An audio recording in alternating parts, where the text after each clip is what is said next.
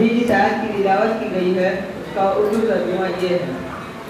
واقع یہ ہے کہ اللہ تعالیٰ نے مومنوں سے ان کی جانوں اور ان کے مالوں کو اس بات کے بدلے خرید کیا ہے کہ جنت انہیں کی ہے. وہ لوگ اللہ تعالیٰ کے راستے میں جنگ کرتے ہیں، اس کے نتیجے میں مارتے بھی ہیں اور مرتے بھی ہیں. یہ ایک سچا وعدہ ہے جس کی ذمہ داری اللہ تعالیٰ نے تورات میں اور انجیل میں بھی دی ہے اور قرآن میں بھی. اور کون ہے جو اللہ سے زیادہ اپنے عہد کو پورا کرنے والا ہے؟ لہذا تم لوگ اپنے اس سودے پر خوشی مناؤ جو تم نے اللہ تعالیٰ سے کر لیا ہے، اور یہی بڑی زبردست کامیابی ہے. In the name of Allah, the most gracious, the most merciful.